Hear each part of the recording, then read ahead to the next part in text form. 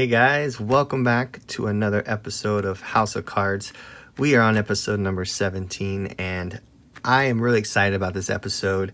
I just brings back all kinds of my childhood feels and memories when I started putting this episode together, because I think, like many of us who are in their late 30s or early 40s that might be watching this video, we collected when we were kids, and primarily collected through what they now call the junk wax era.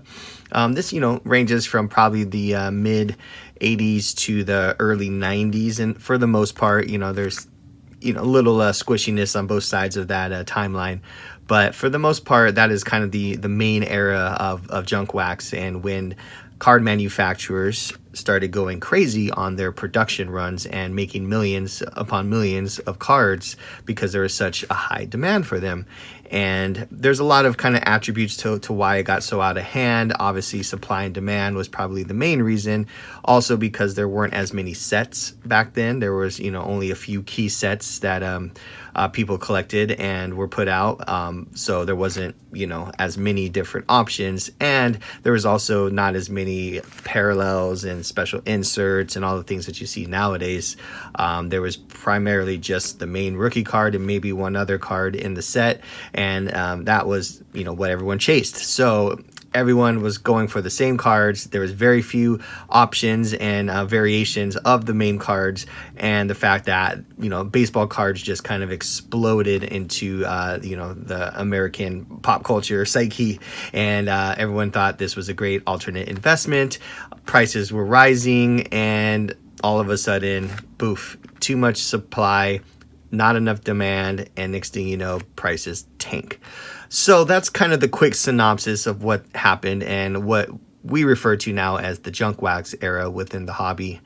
Now, a lot of people that I've spoken to over the years have gotten really excited when they started hearing about, the kind of resurgence of baseball card collecting, hearing all these headlines about these cards going for crazy values. And the first thing they do is they go, oh my gosh, I have a bunch of baseball cards at my house, and I think I might be rich. Well, what I've come to notice is 9 out of 10 times what they have are gobs and gobs and gobs of junk wax era cards. So it's a little disappointing when you have to kind of break the news to them that unfortunately what they have is not worth that much money anymore. And, and secondarily, everything that they have is probably condition sensitive to the point to where they weren't well kept. And even if they were well kept, the odds of them finding cards from that era that are in perfect gem mint condition are very, very low. So today, I'm going to also show you the bright side to that story, whereas because of the fact that people in their late 30s and early 40s that collected during that era are now obviously at an age group that has higher income and more disposable income, they can also have some value. So it's actually done a weird sort of 180 to where it dropped to next to nothing in value. And now it's kind of risen back up slightly because of the fact there is that nostalgia and there's that kind of longing for the cards of our youth that has now driven the prices back up. And that, combined with the fact that there is such a condition sensitive aura around these cards, that it is next to impossible to find cards that are in perfect condition during this time frame. So even though there may be tens of thousands of these cards graded, only a small percentage of those cards are actually gem mint, which, because of that very fact, gives them value. So hope that all made sense. Just wanted to give you a quick synopsis of what we're going to talk about. And I guess the catalyst for this whole conversation came because a buddy of mine went through the same cycle that I just spoke about. They heard about sports cards, called their mom. Mom had the cards tucked away in the closet somewhere. They went and grabbed them, and he brought them to me to have me give my assessment of any value. So, of course, the cards are mostly junk wax era cards. There are quite a few cards that we're going to kind of show today, but I'm really going to kind of focus on about 7 or 8 different players that are considered sort of the main chase players during this era. And there are others too, so I don't want you to think that I'm overlooking anybody or not giving love to a certain player, because there's tons of Hall of Famers and stuff during this time. But these were the ones that I think kind of captured the American passion and love for baseball. And another thing is, we are just focusing on baseball cards. We're not going to look at football or basketball or anything else, just baseball cards, because really back then that is what the prime card chase was. Basketball was just kind of starting up in '86 with the first edition of the Fleer basketball. So that was sort of like the main kind of basketball card during that era, but honestly nobody really cared. So they kind of sat around, surprisingly, right? I'd love to go back in time and grab some boxes of '86 Fleer now, but during this area, which we're talking about 84 through 1990, probably 84 through 89, we'll call it, say late 80s. So basketball cards, very, very inconspicuous, not too many people chasing them. Football cards kind of in the same vein. It wasn't super hyped up yet. So but baseball cards kind of ruled the market. So we're gonna go flashback into a time when baseball cards ruled, and it's not like nowadays where baseball cards kind of take a back seat to basketball. So anyways, let's kind of get into it. So what I have here is a binder that my buddy gave me, and we're just going to kind of go through and look at some of the different cards and the values associated to them, and we're going to really kind of pluck out the key cards for each of these players that I want to focus on. And if you have these cards and you have them in a good condition, you might be sitting on some pretty good money. So hopefully that's the case, and we can help you find some diamonds in the rough here. So without further ado, and I'm sorry if there's any banging because I'm opening this giant binder right in front of me. We're not going to be able to see the entire binder because it's so big it won't fit on the camera, but I'm going to kind of pull cards out and we'll kind of talk about them individually. So the first character that we need to talk about is one of my favorites, which is Bo Jackson. And Bo Jackson, as you probably know, is a two-sport, freak of an athlete. Baseball and football were his two sports. Now, baseball is interesting because for whatever reason, Bo doesn't have as much value in his baseball cards. His football cards have really kind of taken the lion's share of his card value. But there is one particular baseball card that does have more value than the others, and that's the one up here on the top. So what I'm going to show you is the card itself. So this is the 86 Topps Traded, and this is a very important set because of not just Bo, but also because of another player that's in this set as well, which we'll get to. But again, this is a pretty condition sensitive card. It's a paper card, so there isn't much protection on it as far as gloss or chromium finish, which you find nowadays, so you can treat the cards pretty rough.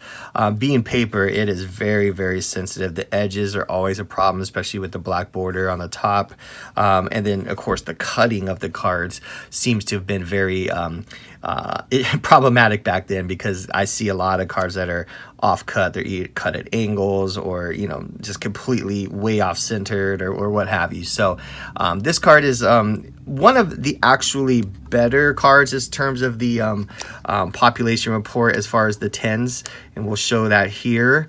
That basically is the population report is going to show you all the different grades that the card has, and then how many of each grade the cards got. So you can see here, the Bo Jackson population report is definitely not as bad as you'll see on the other cards that we're going to look at during this session, but there is definitely still some not as high of a population report as the others that you'll see, especially in modern cards, which I want to talk about, because modern cards typically have a population. The 10s are in the ballpark of around 50% or even higher. So when you're talking about like 18, 19, 1920 cards, even before that, any of the like kind of chromium finish, modern, super ultra modern cards, about 50% of the cards are going to have a 10 as far as their population goes.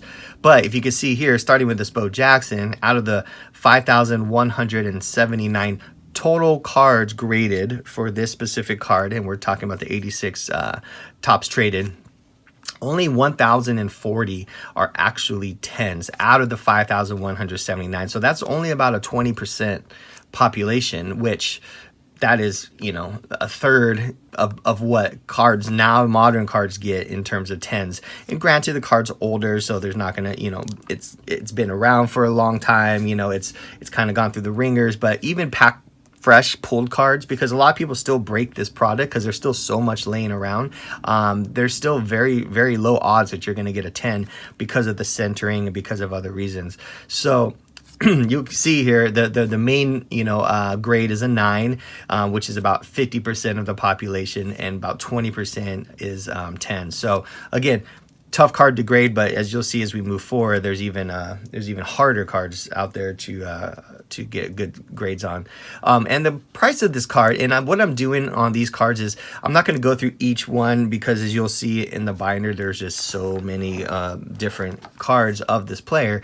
But I'm kind of cherry picking out the ones that have a good value, and I would say somewhere around $200 or more in a Gem Mint 10 condition. So as you can see, this recent sale of this card specifically sold for $250. So that's a pretty decent price for a card like this that has a fairly high overall population, but still the Gem Mint 10 is still pretty low. So $250. Hope you got some of these laying around. Pretty cool card. All right, next, well, this kind of page through is kind of fun to see some of these cards. I'll slide this down so you can see some of these top cards. But yeah, Bo Jackson, I mean, what an awesome player. Nice Future Stars card. I mean, if you collected during this era, these should be bringing back some pretty cool memories. It's just so many. People thought they were just sitting on gold mines when they had this many cards.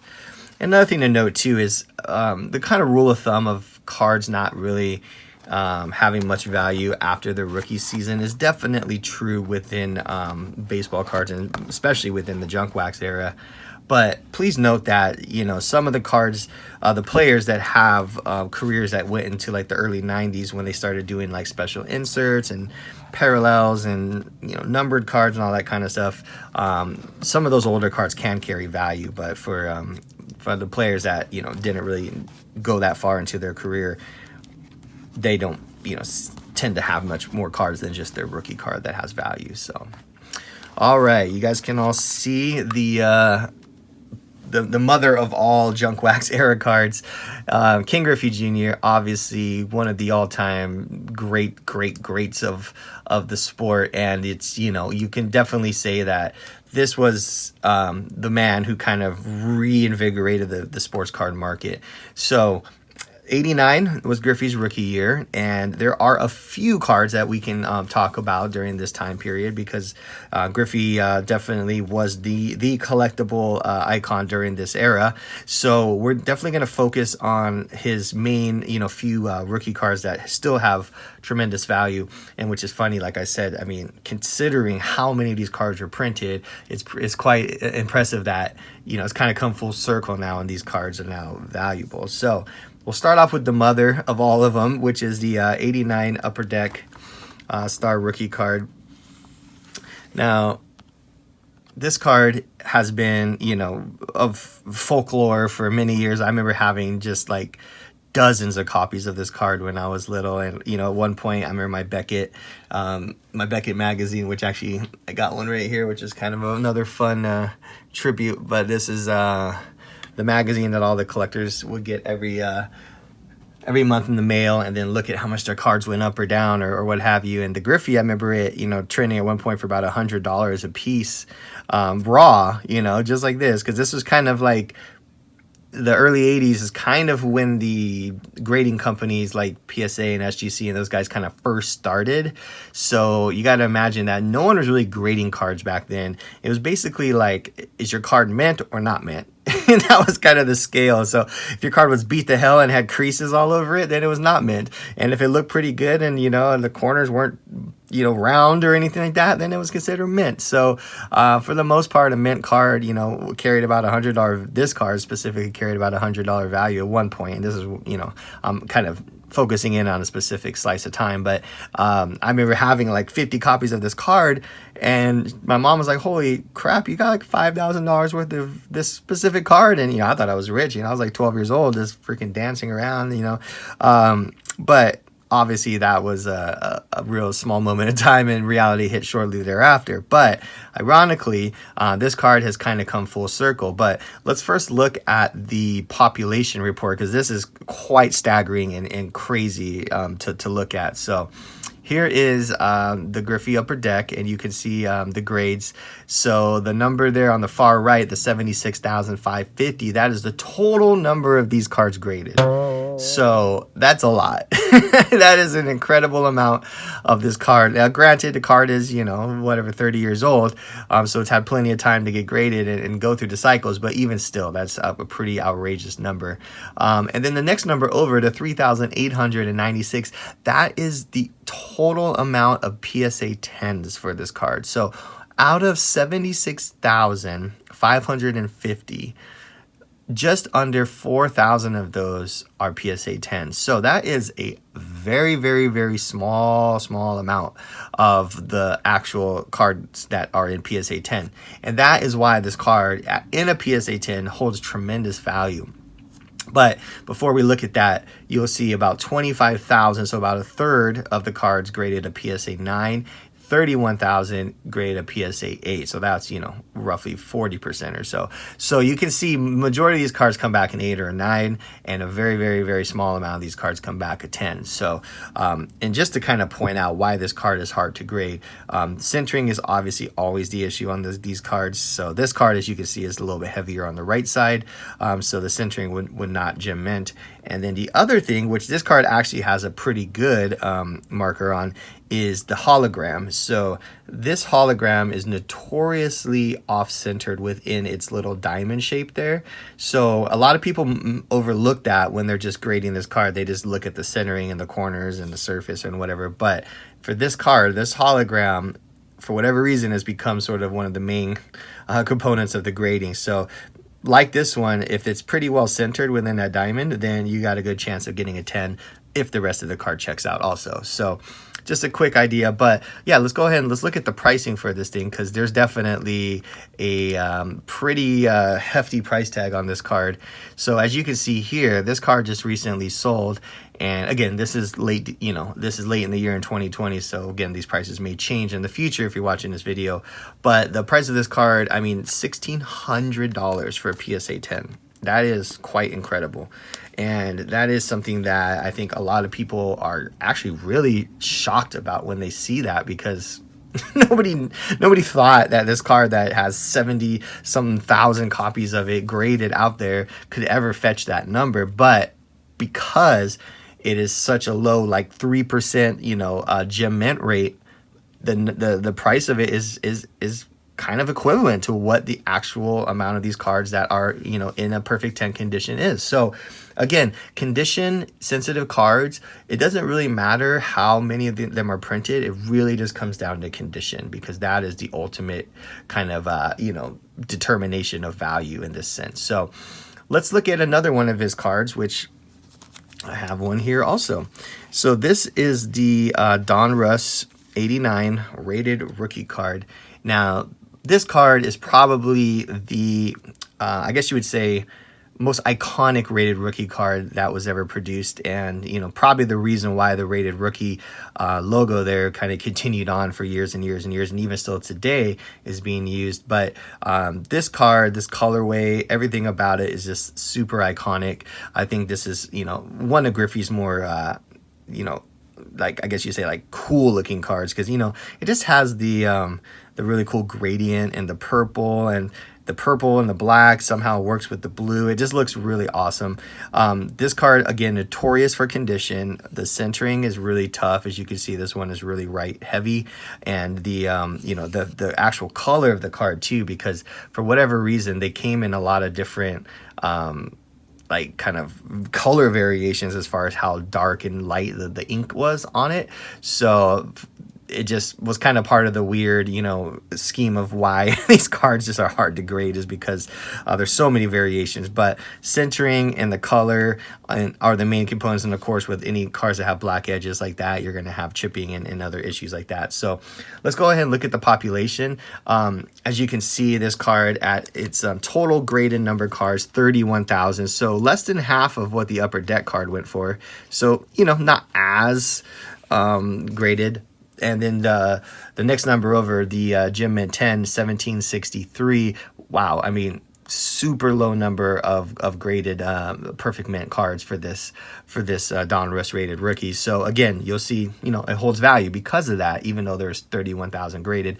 And then the 9s got 10,275, and the 8s got 16,000. So you start to see, you know, 50% of them are 8s, about a third of them are 9s, and then, you know, a very, very, very small percentage are 10s. So that is why you see here the value of the card. You know, here's a recent sale for $314 in a Gem Mint 10. So pretty solid number for how many of these were out there, and for the fact that, you know, it's a basic Donruss card. I think that's definitely a pretty fair price. All right, and we've got a couple other ones here for Mr. Griffey. We don't actually have copies of them in here, but let's just look at another one that I think is a big card, which is the 89 Bowman Griffey. Now Bowman is the you know, now they're kind of, you know, a subsidiary of Topps, but this one came out and it wasn't as hyped up as the other ones originally.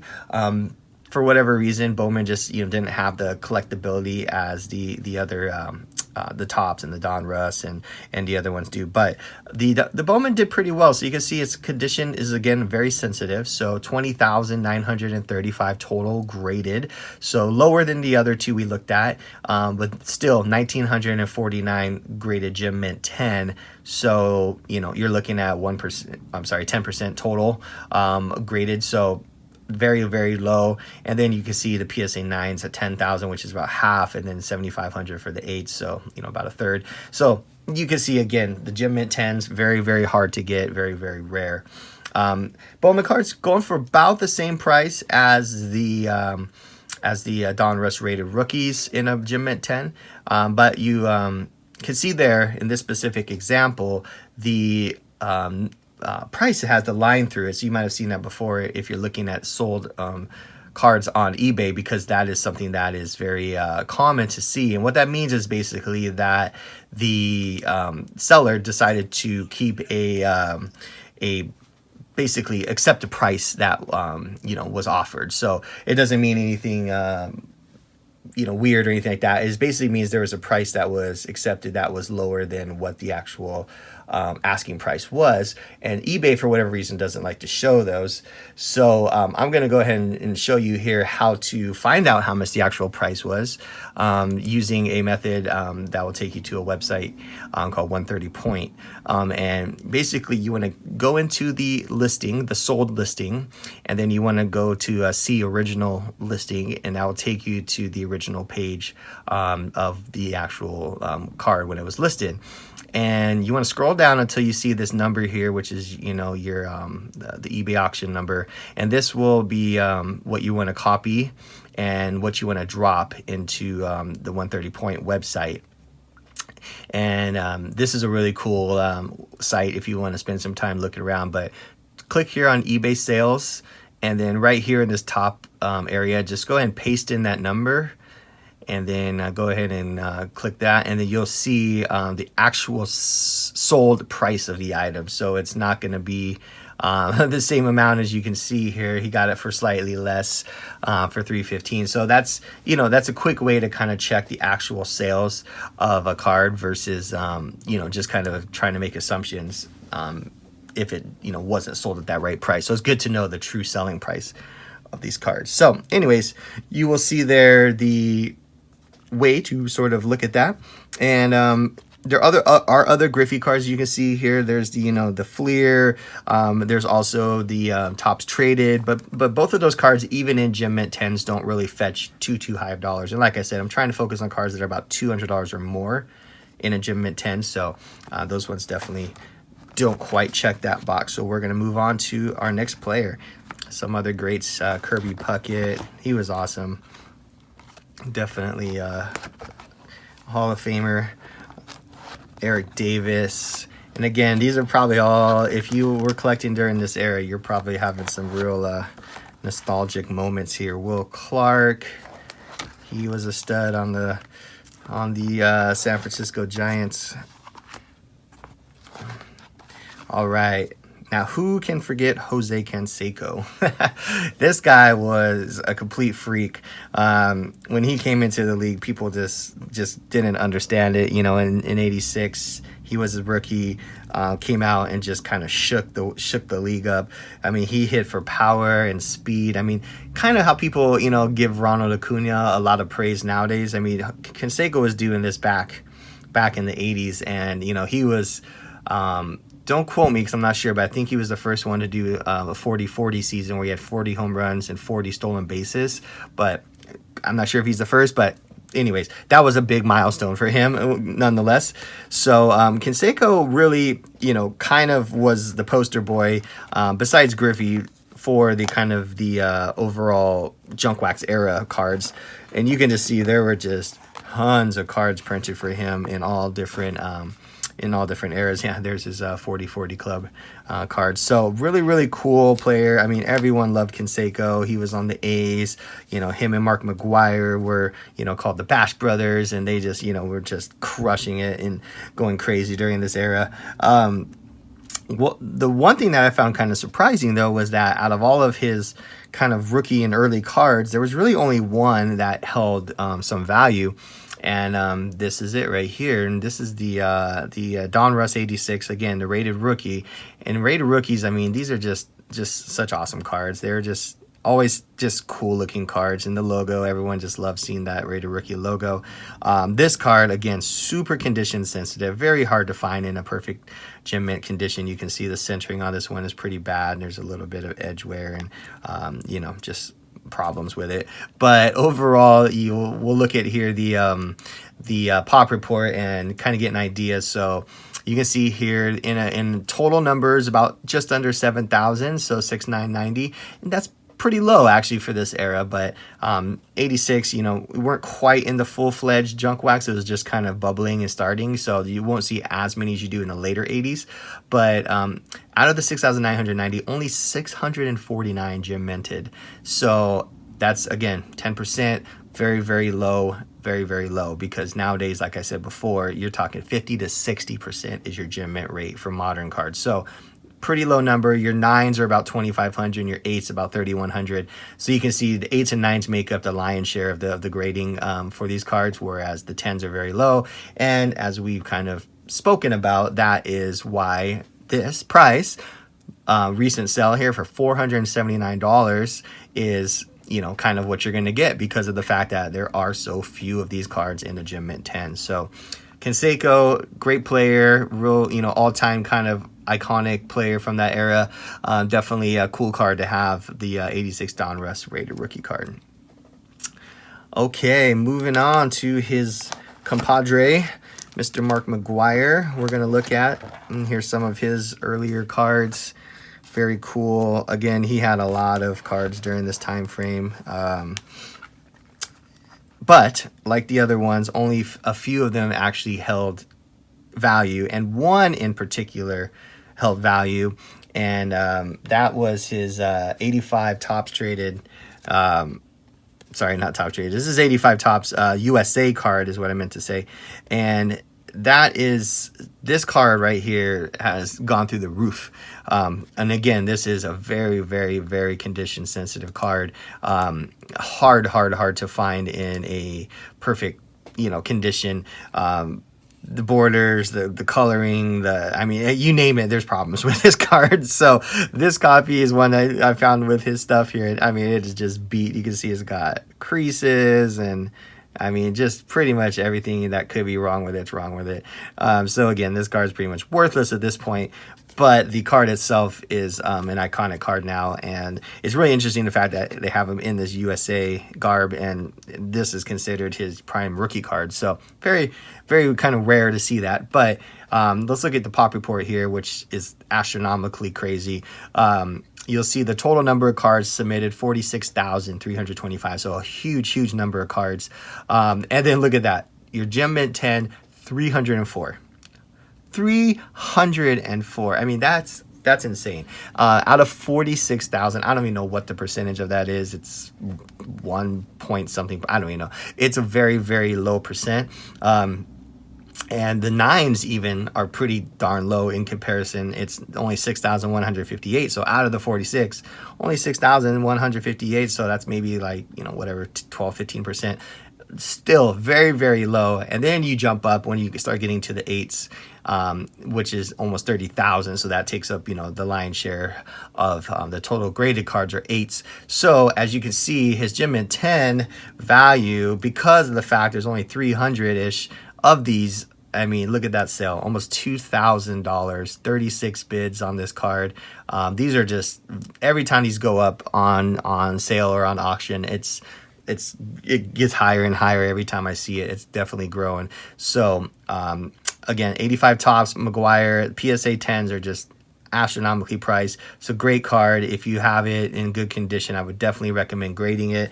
There's definitely a lot of value there. So McGwire, awesome player, one of the greatest home run hitters of all time, and he's definitely part of this era. So that's his cards. So all right, moving on.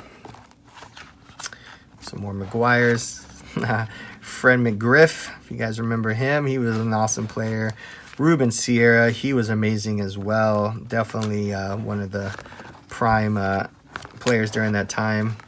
Don't know much about Mike Greenwell, but I know of him, but I definitely couldn't, rattle off any stats. All right, let's look at this guy. This guy was one of my favorites, Roger Clemens. He was just a fiery pitcher for the Red Sox for many years, just threw a nasty fastball. One of the most dominant pitchers of that era for sure. He's again, kind of the recipient of junk wax sort of era cards, but he does have a few key cards that still carry some value, which is also, thinking about pitchers, how they really don't get much hobby love. Clemens being one of the few, along with Nolan Ryan, and then some of the really earlier pitchers that go way back to the early 1900s. But for junk wax time, Roger was one of the few that carries value even to this day. So we'll kind of talk about a couple of his cards, because he does actually have more than one that still has a decent value to it. The first one I actually don't have here because it's a little bit more rare, but it's his 1984 Fleer update card. And we'll look at the population of this. This is a really rare card within junk wax time, because only 5,291 have been graded. Of those, 560 got Gem Mint 10. So again, 10%-ish Gem Mint rate, very, very low. Once you go to 9s and 8s, there you go. You see the kind of the lion's share of the grading, but the 10s being so low definitely command a lot higher dollar amount. And as you can see here, $1,500 ballpark for one of these sold recently in a PSA 10. So that's a huge number for a card of this era. Again, all about condition sensitive, low population Gem Mint 10s. So let's look at another one of his, not quite as crazy, but this is the 85 Fleer. This card is pretty cool. It's an interesting shot of him. Just kind of looks like he's got a wad of tobacco in his mouth or something, but he's got a population on this one of 5,505 total graded, with only 164 in Gem Mint 10. So again, holy crap, Batman, that's a low number of gem mint 10s out there. And then again, your 8s and your 9s taking up the majority of them, but 164 out of 5,505. So again, there's your price, about $700 for that, which again, nice solid dollar amount for a junk wax era card. So that's another nice Clemens card. This one, I actually do have a copy here we can look at, and this is the 85 Donruss. This card is cool because I like the design of it with the black border with the little red hashes down there.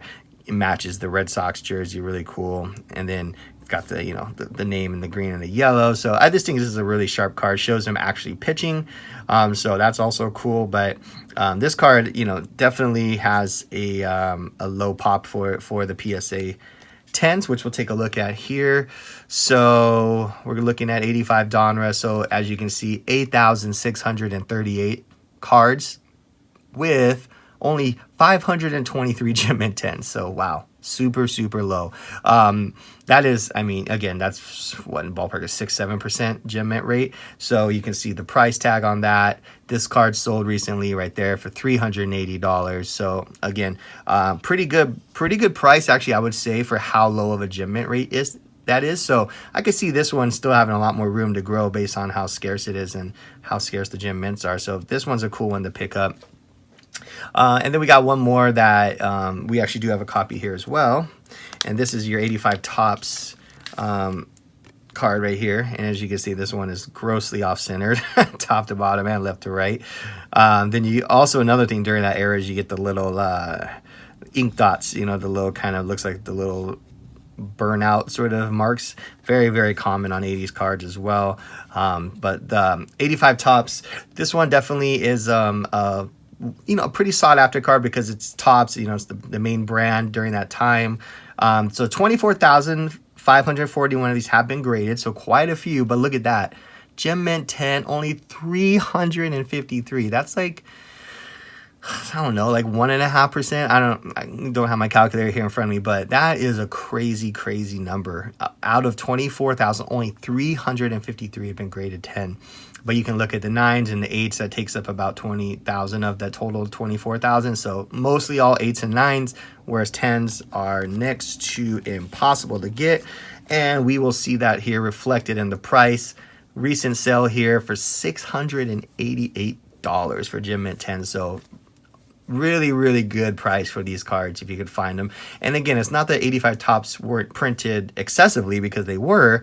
It's just finding them in a nice condition, which is going to be the hardest part. So you really can't find gem mint 10s on eBay raw really anymore. I mean, maybe once in a blue moon one might pop up, but really your best bet is to get boxes and packs from 85 and to see if you can just rip one out. And again, the odds of it being perfectly centered and everything is very low. So just because it's packed fresh doesn't mean you're going to get a 10. So hey, that's kind of the name of the game back then. And again, it's kind of what keeps it interesting too as well, which I find is part of the chase and the appeal of this era, is because of the fact that there are just so few good condition cards out there.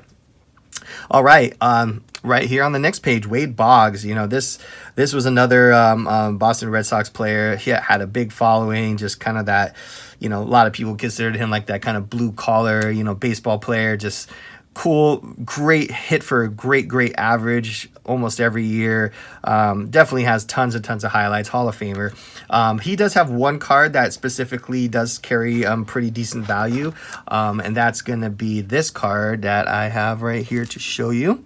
And this card is something that I would say is it's a little hard to find, because you're talking basically 83, 84. So this Topps card, the 83 Topps card, not the set hasn't quite gotten to that extreme junk wax area yet, but it's definitely still pretty heavily printed, but not as much as some of the other ones that we've looked at.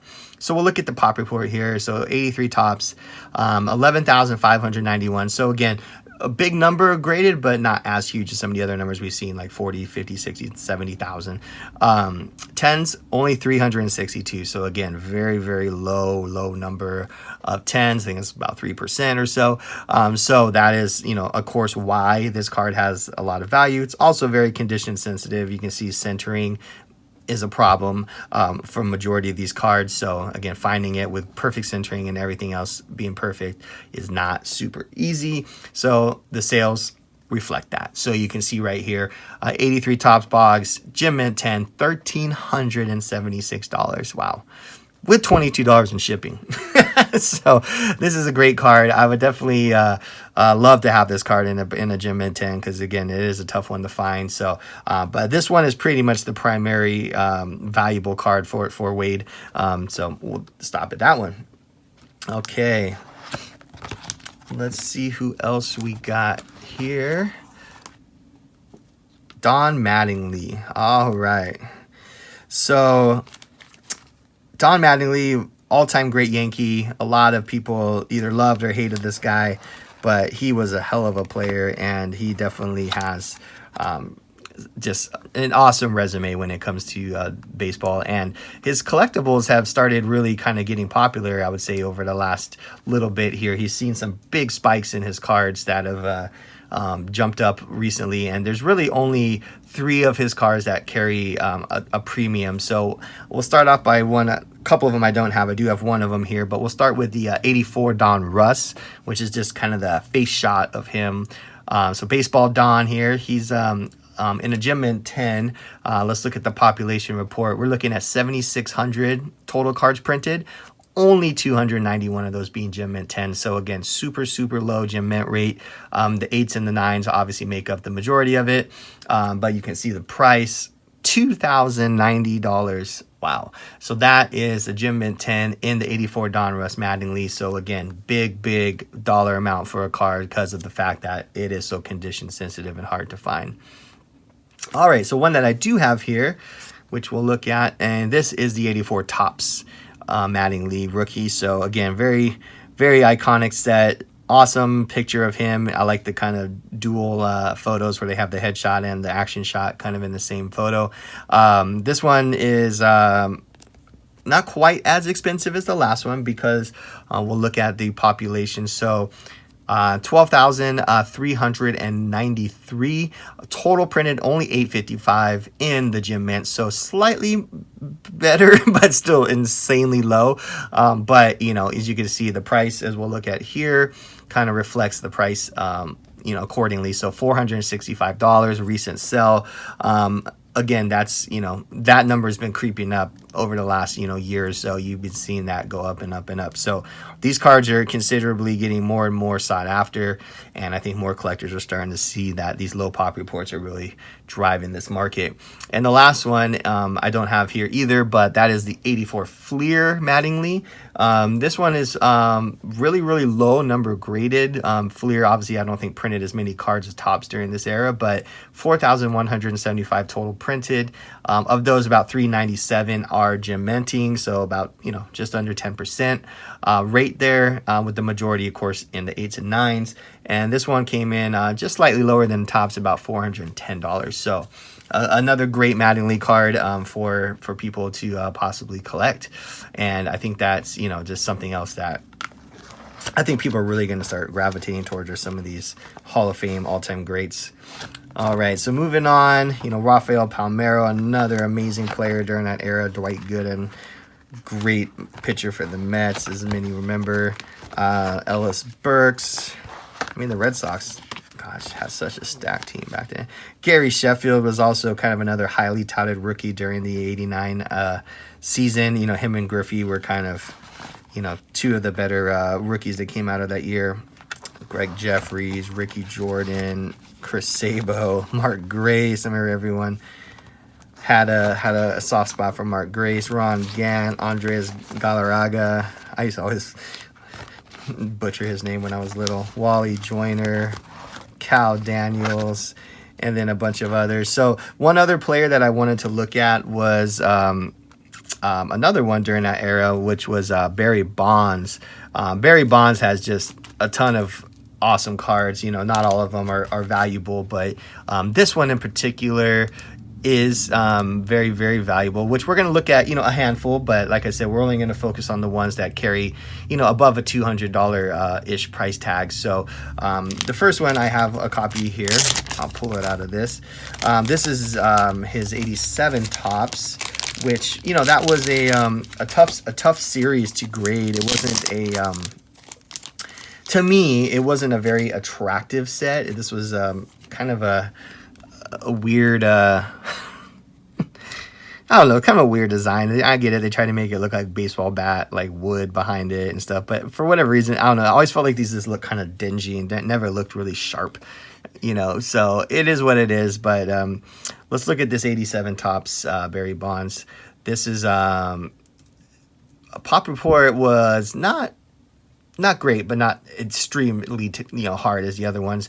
So 14,198 total graded, so a pretty good amount. 1,381 in a 10, and the rest, of course, majority in 9s and 8s. So about 10% gem rate ballpark on that, and you can see these sell for about $225. So again, nothing crazy, but you know, nothing to be ashamed of either. I think that's a decent number for a pretty high population card, and you know, just a card that I guess you would say isn't the most, you know, like has the most eye appeal as others do.